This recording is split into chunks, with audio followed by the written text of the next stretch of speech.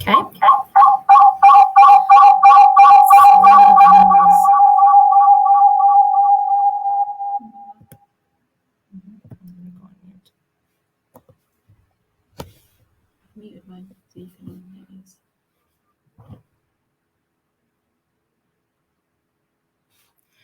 Good morning, everyone, and welcome to our conversation on youth empowerment and the future of careers education in UK and Ireland.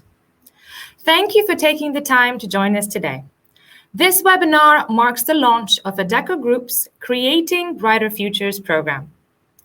2020 was a landmark year for human resilience and hope.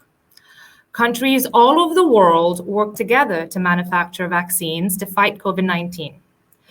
But we've still got a long way to go to be truly rid of the virus, and the pandemic has revealed many harsh realities. It has made the playing field even more unleveled, with those who are young and disadvantaged the hardest hit. But systemic disparities in access to opportunity is not something new. The lack of connection between young people and employers deprives many underserved youth the opportunities they deserve. Current talent pools aren't diverse in many industries. To change that in the future, we must act now. At the Adecco Group, we believe in making the future work for everyone. Today, we've gathered a panel of incredible speakers to mark the launch of our flagship Youth Empowerment and Employability program, Creating Brighter Futures. Before I introduce you to our panel, here is a short video about the program. Young person has a talent, from the practical doers and the creative thinkers, to the problem solvers and the natural born leaders. But without the right help, how do children turn their talent into a career? How do they make a more meaningful life? How do they contribute to their world? Too many disadvantaged kids are without the support they need to create a brighter future. And the pandemic has made their chances even tougher. That's why we're helping to change this. The Adecco Group, UK and Ireland, is challenging inequality in career opportunity and progression. Our Creating Brighter Futures programme helps to inspire, empower and guide children from 11 years and up. We connect young people with credible work experience and give them the skills they need to boost their employability, kickstart their career and improve their life chances. We work with policymakers, schools and businesses to level the playing field. We hone raw talent, create more light bulb moments and turn ambition into reality. We help children think bigger, aim higher, shine brighter. We nurture the coders, teachers, engineers and social workers of tomorrow and make sure that every child, no matter who they are, can fulfill their potential and make their mark. We at the Adecco Group are creating brighter futures.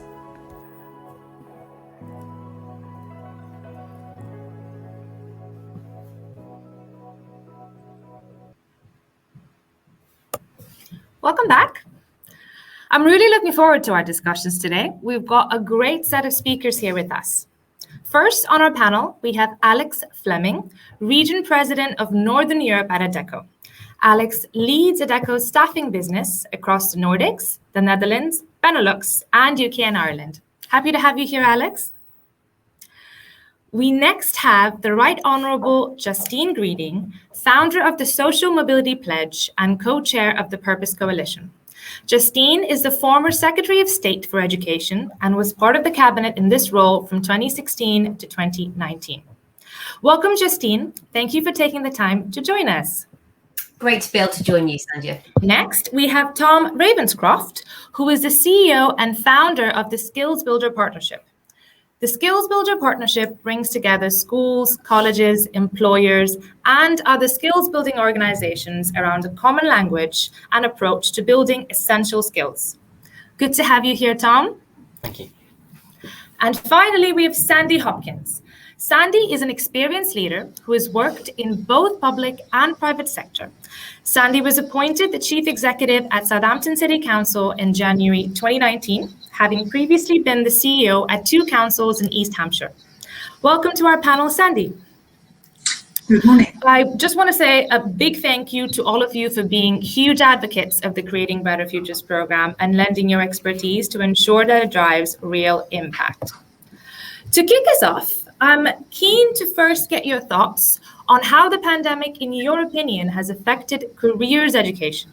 Alex, maybe I turn to you for us to see the business perspective. Yes, good morning, Sandy. Sorry, I think I was on mute earlier. So it has been widely discussed that the loss of learning due to COVID-19 is really significant. And I think this has really been confirmed by the analysis that was carried out by the Education Endowment Foundation. They found that school closures are likely to have reversed the last decade's progress in closing that learning gap between advantaged and disadvantaged pupils. And this is in the main, I think, due to them tending to have less access to technology, having reduced support from parents, carers, compared with some of their peers. And I think this challenge is also paired with the fact that entering the job market is becoming increasingly complex. And this is exacerbated by the speed of automation. Skill sets that are really high in demand are constantly changing, and therefore it's really critical that young people keep on top of this, and that's not easy. And those who are agile and continuously upskilling and have that opportunity will really maximize that employability. But I think the good news is that schools and colleges have further prioritized careers education as a key response to the COVID-19 pandemic. And it's encouraging that the Gatsby Foundation have stated that 72% of school and college leaders believe that careers guidance has become even more important as a result of COVID-19. And that's great, great news.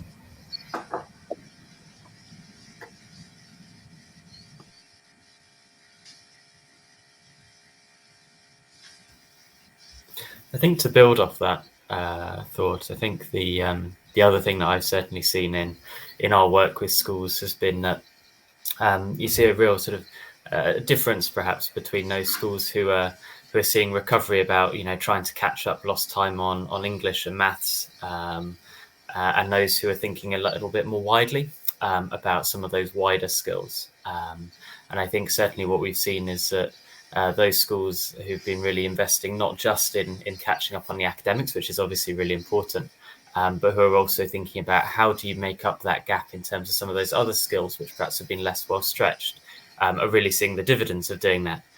So, for example, those who are investing in, you know, rebuilding students' confidence and their ability to get on with each other and their ability to manage their own time and to, you know, set those aspirations of what they want to achieve next. Actually, those who are investing in it are then seeing actually it's worth it because students are that much more engaged in the rest of their learning as well. I mean, I think if I can potentially build on that as well, and I think what's interesting about the school shutdown is, as Alex really effectively set out, on many different levels, it has made existing inequality gaps wider on education, both on learning and, as Tom said, on this wider work that schools actually do, which probably isn't as recognised as it needs to be by policymakers on developing that wider person and the skills, the capabilities they'll need to succeed. I think the big prize, actually, though, that comes out of all of this is if we're looking at what it's going to take to help catch up that lost ground during the pandemic, actually, the building blocks of that plan represent the wider building blocks of a plan to close these gaps that were already there anyway. So in other words, if you have a successful education recovery plan for the pandemic, actually a bigger, more ambitious version of it is effectively going to be the successful plan for genuinely levelling up through education. And one of the things that we're delighted to have been working with Adecco on, through the Purpose Coalition, the Social Mobility Pledge work, is we've really looked at how you break down that challenge, and things, for example, that Tom and your organisation, Skills Building, is absolutely at the core of, a key if we are really going to start closing the gap. Because as we said at the top of this presentation, it's one thing to develop talent, it's another thing to then make sure it's in a position to connect up with opportunity. And I guess if I might come in from a perspective of a city, and perhaps contextually reflect on what other colleagues on this debate have suggested, I think this is right. The pandemic's really just highlighted the deep-rooted inequalities that already existed in a city like Southampton. And certainly back in 2019, when we're looking at things like indices of multiple deprivation, we can see that cities like Southampton are operating more like a northern city on the south coast. We were, shown as 55th out of 317 of the most deprived areas in the country. And so something like the pandemic has just really accelerated that more strongly. So in Southampton, I think the key issue's been trying to make sure that we're galvanising what was already there in terms of enthusiasm to tackle these issues. You know, people who commute into the city are earning on average £43 a week more than those that live in the city and are trying to get jobs in the city. So actually some of the work that we've done in Southampton prior to the pandemic is really coming into its own now as we start to try and address things in a more systemic way. So, the future of work study that we did, and we're very keen to base all of our work across the system in terms of skills and careers for young people in the future, based on really clear data. And that future of work study really stood us in good stead for the pandemic in lots of ways, because we've started to look at how can we create a system-wide approach to careers and to education and learning, and a real desire to create a child-friendly city in Southampton has really accelerated more strongly. And I think we can only achieve these things through that systemic approach. We've got great companies in the city, big multinationals, who actually have a lot of corporate social responsibility programs, CSR programs, looking for somewhere that they can actually invest their time. And certainly some of the programs that have come out of that future of work study, that data, that information, pre-pandemic, really has needed to be accelerated over the last year. That's great. Thank you all. I feel like there's a little bit of an echo. Is that better now? That's better now. I agree with all of your points. I think, firstly, there needs to be a lot more collaboration between the public sector, policymakers, educators, as well as businesses, and that's the core of what the Creating Brighter Futures program is. So I'm going to go back to you, Alex, to talk us through what the Creating Brighter Future program is and also why it was conceived. Great, thanks, Sandhya. Glad we've sorted out some of the technical challenges as our first LinkedIn Live event. I'm incredibly proud of the Creating Brighter Futures programme. It is our flagship youth empowerment programme, and it's been designed to really improve pre-employability and employability readiness, in particular for youth. And the Creating Brighter Futures programme covers 3 age groups. It's Think Bright, which is 11 to 15-year-olds, which is really empowering students from all backgrounds through insight days and mentorship initiatives. Plan Bright, which is for 16 to 18-year-olds, and this is a cross-industry work experience programme, which is engaging students in many of the essential skills they need to flourish in the future world of work. And then finally, Shine Bright, which is a rotational training programme aimed at 18 plus students that builds on the Adecco Group's existing programmes for empowering young adults regardless of their education.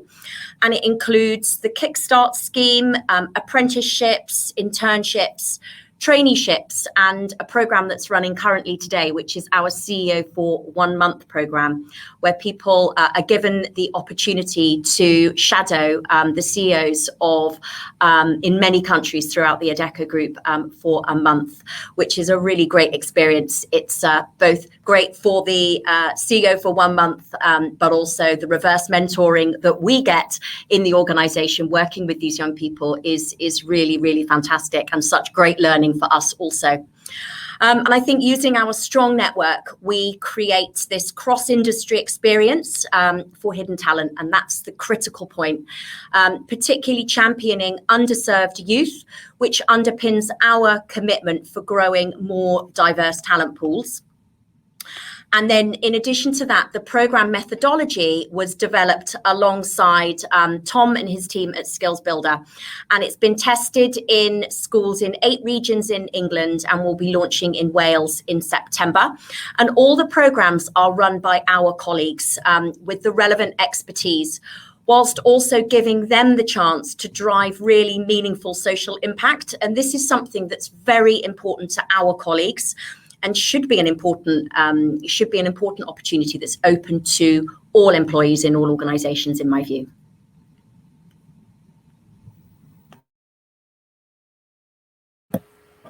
Thank you for that, Alex. You mentioned in the Creating Brighter Futures program the work that we've done with Skills Builder, and I'm a big fan of Skills Builder's Essential Skills Framework and their methodology. So back to you, Tom. In your opinion, how do you think our partnership has helped Skills Builder in its overall mission? Well, let me give a little bit more context perhaps around Skills Builder to help answer that question. So, Skills Builder partnership is something that's been developing over a number of years, but is essentially trying to bring together employers, educators, and other impact organisations around this shared mission, which is that one day everyone builds the essential skills that they need to succeed.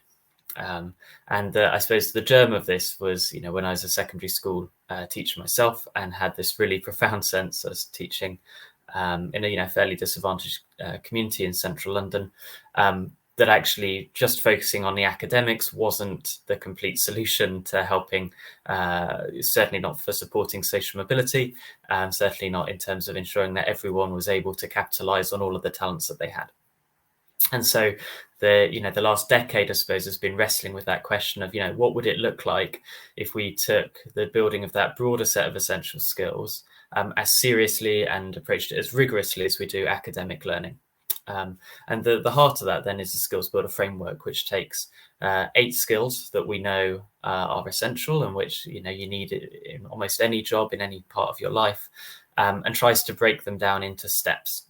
Because what we found was that actually you don't get people arguing about whether these skills are important or not, teamwork and leadership, or creativity and problem solving, or speaking and listening, or aiming high and staying positive. Nobody argues about whether they're important. And, Sutton Trust found that 97% of teachers said that these were at least as important as academic achievement to future life success. The challenge has always been, well, how do you actually go about building them then? Rather than just saying that it's nice if you've got them at the end. And so the approach has been, how do you break these down into incremental steps that take you from being an absolute beginner through to a really high level of mastery? And then crucially, the reason why the partnership element is so important is because if you imagine that individual at the heart of all of this, what they need to be able to do is they need to have this clear view of their own skills. They need this conceptual framework of my skills, how they join up, and crucially, how they're built through their education, but then how they can articulate them as they go into the workplace. And so, the work we've been doing with Adecco is an absolutely critical part of this, because we need for young people, while they're still in education, to be making the link between the skills as they're being built in the classroom and how they're going to link to their wider lives. And we also need the same opportunities for young people who perhaps have fallen out of the formalized education or training or employment routes, and actually need that opportunity to get back up into employment and have the opportunity to build those skills as well. And what we've seen, and again, this is at the heart of this program that Adecco have been creating, is that everybody has the capacity to build these skills to a really high level, but not everybody knows the route map to be able to do that. And actually, if you can provide people with the route map and you can provide them with the support, and I know you're, mobilizing Adecco employees to be able to do that, then actually it's perfectly possible for everybody to build those essential skills and therefore to unleash their talents as well. So this is, I think, a really critical program. Thank you, Tom. We enjoy working with Skills Builder, and hopefully we can develop a lot more intricate ways of working together along with other employers and impact organizations in the future as well. And now over to you, Justine. We're very proud members of the Purpose Coalition. Could you tell us a little bit more about your journey in launching the Purpose Coalition, as well as defining the 14 leveling up goals, especially goals 1 to 6, which are focused on youth? Sure. I think it was obviously a privilege being in Cabinet for a number of years, and the best job I had in Cabinet was Secretary of State for Education. We really focused on social mobility whilst I was at the department, and it was really this big mission we had, levelling up, and the role that schools and education played in it. But I think what also came across very clearly to me during that time was that government didn't have all the answers on driving social mobility. So the work I was doing with schools was part of that solution, but there was a bigger picture.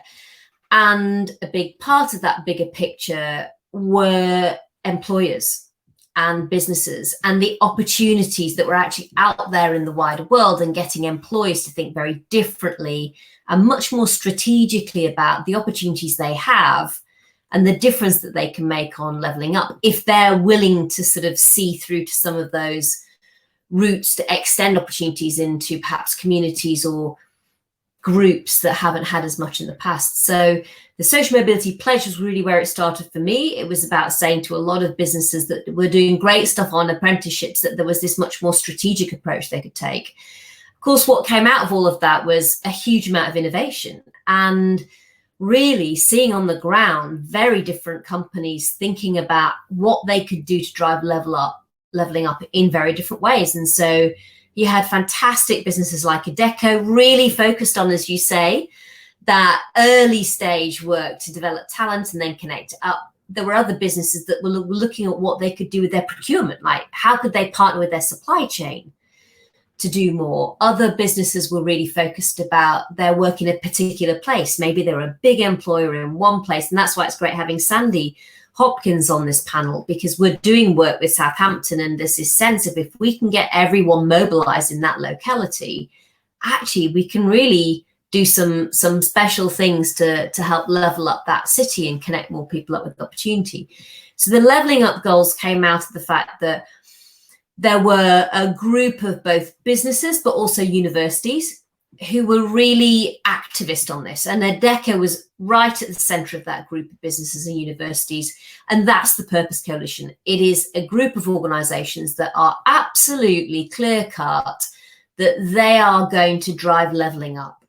And with that group, we decided we would break down what leveling up means, stop it from becoming some fluffy political rhetoric, and make sure we were really clear, well, what are the goals that you would have to have accomplished if you were going to level up? And as you say, Sandhya, what we're really talking about today is the first 6 of those goals, in a sense. How do you have strong foundations in early years, right from the very beginning, very young children getting the best possible start? How do you make sure that school years are successful? How do we make sure that young people are getting and making the right choices when they get towards the end of secondary school? And how can we give them that right advice, those right experiences, as Tom's talking about, and Alex, that really build their confidence, but give them those wider capabilities that they're going to need, whatever kind of career they want ahead of them. So the final 2 of those first 6 goals are really around making sure that employees are open on their recruitment, so they're not screening out brilliant talent without even realizing it. That's where Adecco very much comes in, and helping to evangelize the kinds of straightforward but powerful steps that employers can take. And then the 6th goal is really around progression and fair progression, and it not just being maybe about who you know or whether you're great at you know, networking at the right event in your company, but actually companies really thinking through making sure that they don't just bring the right people in and get a diverse employer group. They also know how to allow them to thrive when they're in the workplace. There's more goals beside that, around digital access, around enterprise, around health and wellbeing, all sorts of different things, but 14 goals to crack. And it's a bit like Tom's approach on skills. It's about saying, yeah, these are complicated problems, but actually if you start to break them down, then you can start to fix them, because you can take each problem one at a time. And so with Adecco, we'll focus on those first goals, on the levelling up goals. But there are other employers, for example, like Cisco, focusing on the digital divide. That's goal 10. And others focusing on goal 11, which is infrastructure for opportunity. And you can start to see that actually bit by bit, we will get them all of them addressed. And I think for policymakers, this is then really showing, if you like, that broader picture, but also perhaps demonstrating that it's what I was saying when I was at education. There's a bit of this that government really needs to deliver, but there's a lot of it that outside of government can be delivered really powerfully too. So it's a team effort. Thank you, Justine. And I completely agree with you. We've got 14 goals. We've got our action plan in front of us, and we know what it takes to level up the UK. Now it's for all of us to collaborate, work together, and get us there. Coming to you now, Sandy. Southampton City Council, just as Justine mentioned, via the programme Southampton Connect, has also committed to levelling up. Can you tell us a little bit more about this, as well as all the efforts you've been making around skills and employment? Yes, thank you, Sandhya. Well, so, I mean, I was saying earlier, we were really put in good stead back in 2019 in terms of some of the programs we were putting in place. And all of this was based on data and evidence, which I think backs up what Justine's been saying, as well as Tom and Alex. So we've been using that data in any case. I think the thing about the City of Southampton, whilst we've got all of these challenges, we've also got some amazing opportunities in terms of the movements and the catalysts that we're really putting in place for ourselves. Justine, just said it, in terms of policy making, I think in lots of ways we've got the roots through to things through government policy. Now it's up to us. How do we help ourselves as a system? And Southampton Connect is effectively a local strategic partnership. It's got all the public, private and voluntary sector at the table. And as leaders, what we want to do is use that data, use that information, and work with organisations like Justine's and Tom's and Adecco to really see how can we create that system for young people right the way through from schools all the way through to the wonderful universities that we've got in the city. And we do have challenges. We've got challenges around educational attainment. I said to you earlier, in terms of the indices of multiple deprivation, we've got a lot of young people who are, and during the pandemic, this has become even worse, NEET, not in employment, educational training. So we've put in place things like care leaver agreements and guarantees. So we're actually working with children and young people who are leaving care. We've got 500 children that I'm a corporate parent to. Let's say parent, I don't like the word corporate parent. So even in our own children who are in care, how can we look after those 500 children that are growing up that we're parent to? But also things like the pandemic have increased issues for young people living still with their families. So how can we improve that provision? And working as a system, the universities are at the table. We've got two fantastic universities, Solent and also the University of Southampton. We've got amazing conglomerates in the city as well, and big partnerships with companies like Tube, Balfour Beatty, PwC. These companies want to do something. And then on top of that, we've got, of course, Southampton Football Club and their Saints Foundation, which is one of the charities that works with young people, as well as other charities like No Limits. Now, all of these are systemic opportunities to really bring that movement and that infectiousness, if you like, together. So we've also joined up with organisations like DWP and put in place partnership agreements so that we can actually develop localised solutions to improve skills and outcomes, and also putting in place programs to help small businesses, not just the larger businesses, but there are small and medium enterprises that do actually want to introduce things like apprenticeships. So we've created an apprenticeship hub. We're also using agreements between larger companies in terms of transfers of the apprenticeship levy to smaller organisations to help them. So again, just trying to create and facilitate the systems in place from a local authority and public service point of view that will be able to help the private sector businesses in the system to access young people. And as Tom said, it's not all about academia. It's also about apprenticeships. It's also about apprenticeships at all levels in the system. And how do we work through that? Now, the work that we're doing with Justine's organisation in terms of levelling up, Southampton isn't at level 1 as far as the government's concerned in terms of government funding, but there's plenty of opportunities to access grants and to access these partnerships that I've talked about with organisations like DWP. And sometimes that sponsorship in kind is as valuable as the money that can come in to help sort of pump prime the work that we want to do to engage employers, engage parents, engage vocational pathways for young people, as well as being able to help them transition from education through. I guess one of the other challenges that we've got in the city is how do we help head teachers at schools in the system? How do we help the sixth form colleges in the city? And how do we join up that education pathway as well in that system with employers? But all of the things that we've been doing, and we hope that the work we'll do with Justine in terms of the levelling up and looking at the data and the information that comes out of those 14 levelling up goals, we'll be able to hone down how do we become a really child-friendly city? How do we become a city of learning and skills, not just that academia? And how do we make the most of the wonderful things that we have got in the city that are on the positive side in terms of our universities and our maritime training centre. We've got one of only 7 national oceanography centres in the world globally. So how do we make use of those wonderful facilities to help our young people who are perhaps growing up without those opportunities and yet they're sat on the doorstep? Thank you, Sandy. I mean, it's great to see all the commitments you're making. And again, I see a common theme here. It's all about collaborating and working with different entities and forming programs that can actually have meaningful impact. So tying to that, Alex, about the future of work, why do you think it's important for us to future-proof talent pools?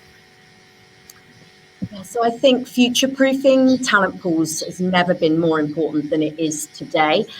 And we need to focus on the holistic development of the next generation to guarantee that future success. I think the responsibility for this, as all of our speakers today have mentioned, lies with employers and educators collectively. And they're both in that driving seat together. And critically, 94% now of large employers today have some link with schools, colleges and universities. And they realise the importance of inspiring and informing them about the world of work.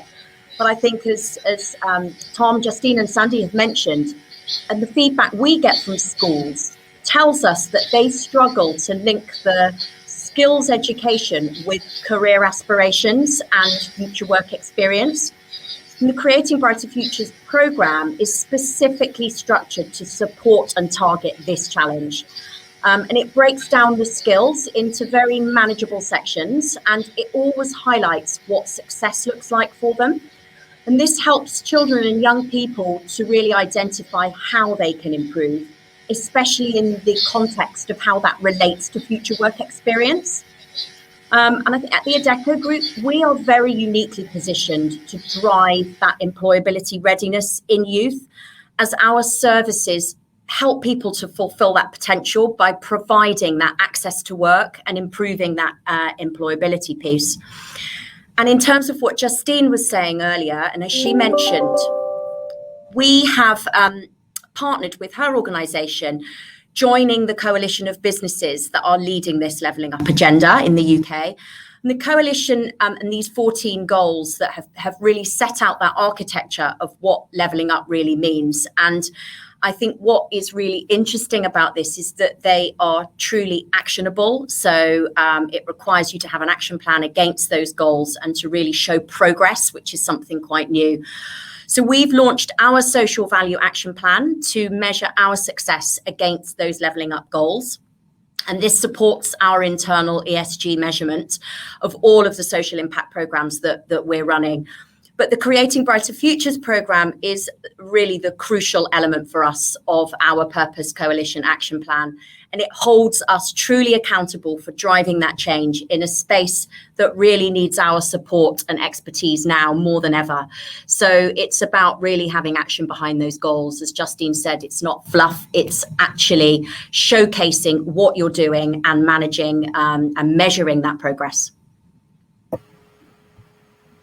Thank you, Alex. And that's a great stat. 94%, you said, of large employers are now having some link to educators. So on that note, I'm going to get back to you, Tom, with the Universal Essential Skills Framework. How do you see the next steps with Skills Builder when it comes to future-proofing careers and working with employers?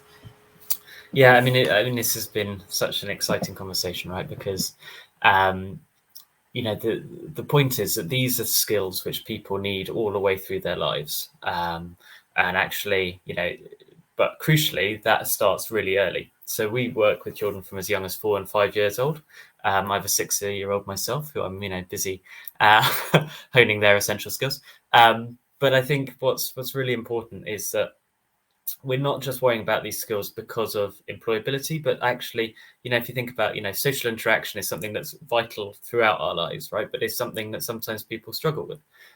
In the same way, setting goals and organizing tasks, vital all the way through education as much as it is in adult life. But again, not necessarily something that anybody, it feels intuitive when you do it, right? It feels intuitive once you've learned those skills, but it's not intuitive until you've been taught it. And so that's a really big part, I suppose, of what we're trying to do with Skills Builder, is making explicit those things that people often either think are intuitive, so everybody knows them, or they think are innate. So actually they think either you've got it or you've not got it, which is such a dangerous mentality around this stuff, because actually what it means, and I think we see this in business as well as in education, is that we're too quick to assume, I think, that people are either natural leaders, natural team players, natural communicators, or they're not.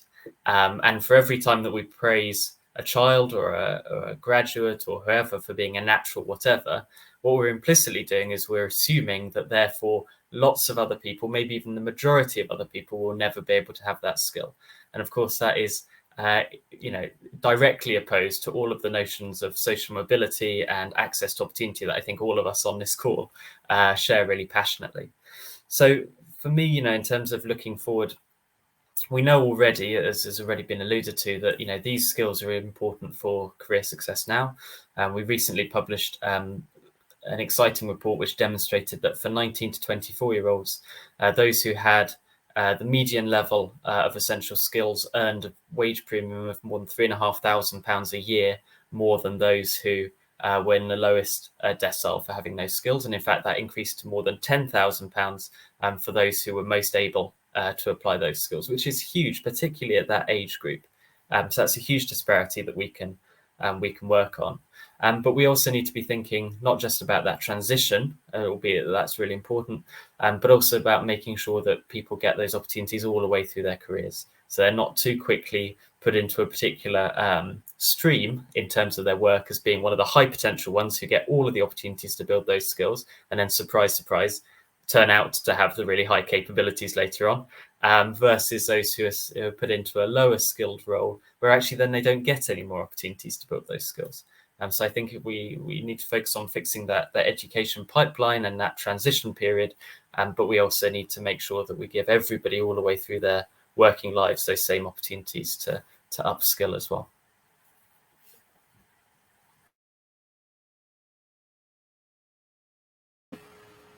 Thank you, Tom.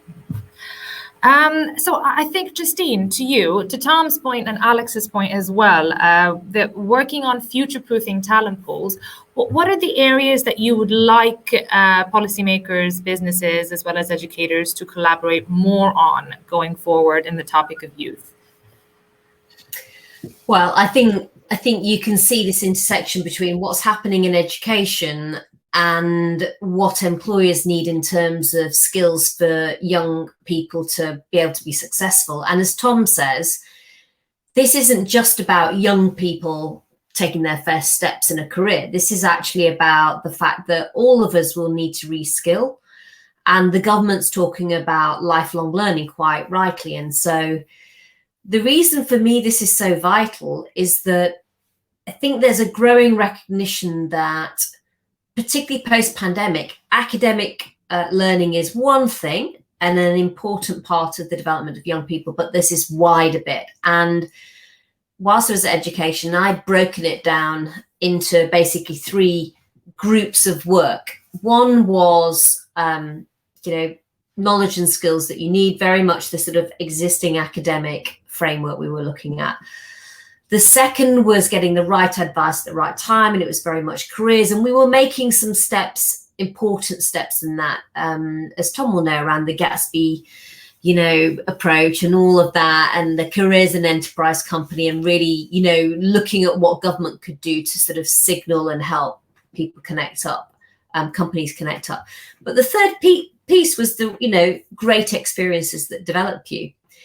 And it was really recognizing that you needed all of these things delivered. And so I think what's exciting about what Adecco's doing with Skills Builder and all the work that we're able to do as part of the Purpose Coalition, I think it shows that a lot of the innovation on what good looks like doesn't just happen in Whitehall.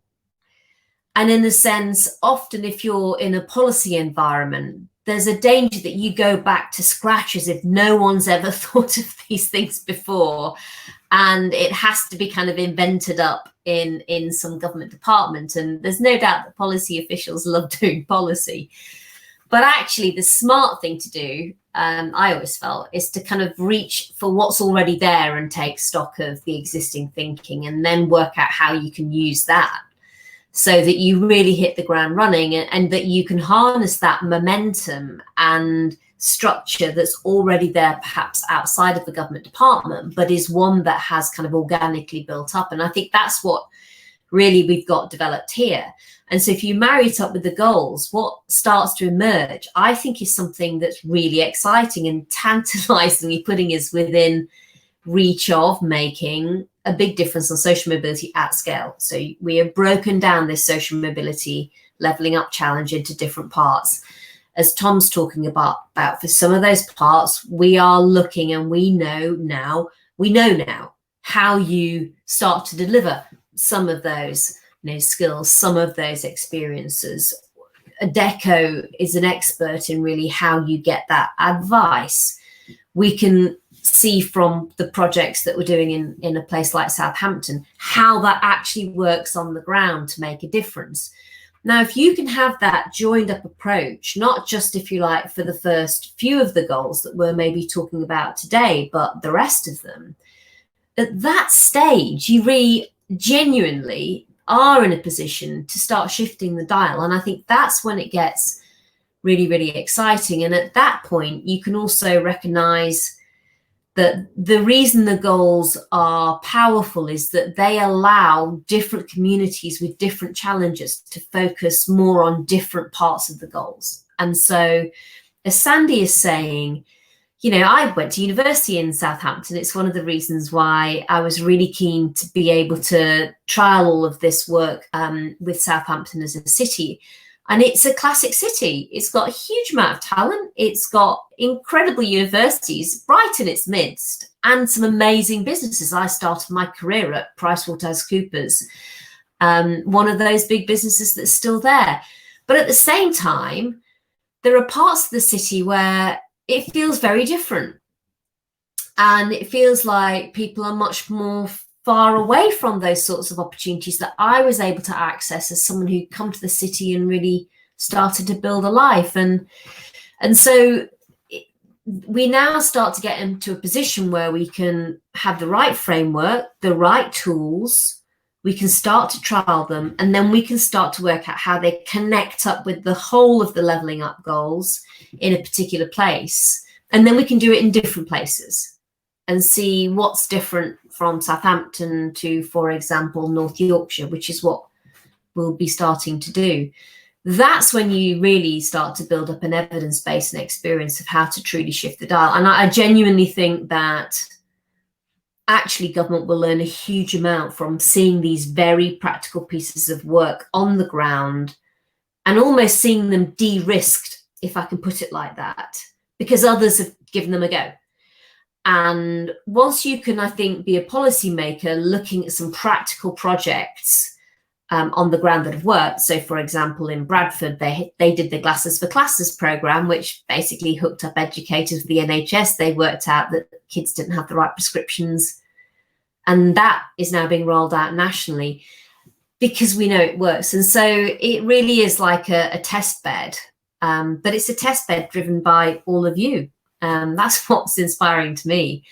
And it shows that you can, yes, creating bright futures is about youth empowerment, but I think what we're actually showing is actually that it comes from companies like Adecco being empowered. It comes from Southampton City Council feeling empowered. It comes from people like Tom who got all of their expertise to know how to make it happen. So, and hopefully from all the work we're doing in the Purpose Coalition as well. So it's exciting times. Thank you for that, Justine. So we're running out of time here. I just want to wrap up the session quickly. Just before we do that, though, can we have a round of concluding remarks? Maybe we start off with you, Sandy. Yes, certainly. Well, I mean, I think in conclusion, from my perspective, I would wholeheartedly agree with everything that Justine has just said. And for me, if I'm just going to wrap things up, I'd say it's about using our Cs. It's about giving the city confidence right the way through from young people, as young as Tom was saying, of 4 or 5 years old, through our educational systems. It's about collaboration, it's about connectivity, it's about conversations, and also it's about contracts, agreements between people. And I think we've got all of that going on the ground as system leaders. And my aim is to just keep driving that movement and that connectivity to really keep going on those kickstart journeys that we've been taking. Thank you, Sandy. Alex?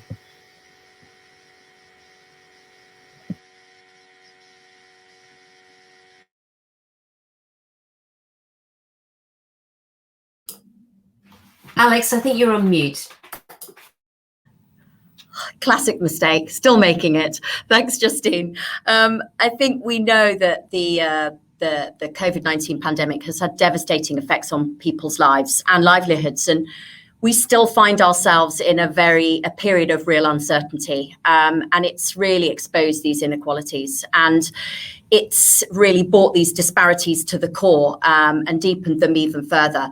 So I think it's really reinforced the need for change, and I feel that people are taking it more seriously than before, and that's a really good thing. And I think we have a real opportunity to make a difference, working with people like Sandy, Tom, Justine, and collaborating together. And I think that was the point of today in the launch of our programme, is to showcase the collaboration that we bring together, working as one team to really make a difference and to take actionable change. And we are determined to make a mark on this. So I'm really looking forward to working with all of these people and many more from the Purpose Coalition and other organisations as we move forward with this. Tom, what about you?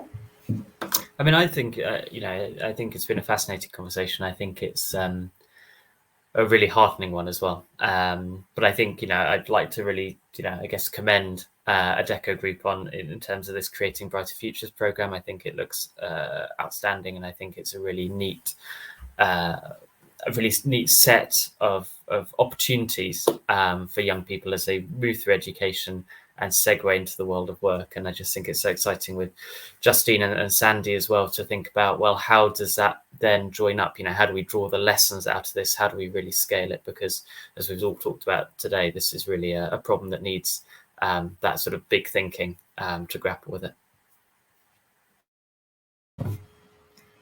Thank you, Tom. And coming to you now, Justine, to close us. Well, it's been a fantastic discussion. And I think my conclusion would be generally smart wins, and creating bright futures is a really smart program. It kind of takes young people through exactly what they need to do to not only know the opportunities, get ready to take them, but then get connected up. That's what it looks like. Thank you. So with that, we've come to the end of our session. Just some quick logistics. We'll keep this events page active for the next 30 days, and we'll post content and information about the Creating Brighter Futures program here. If you have any questions for our speakers, please post on the events page and we will definitely get back to you. For schools, colleges, and universities who would like to work with us on the Creating Brighter Futures program, you'll find the contact details on the event page as well. Thank you all again. The sun looks like it has come out, so have an amazing day, enjoying the great weather. Thank you and goodbye.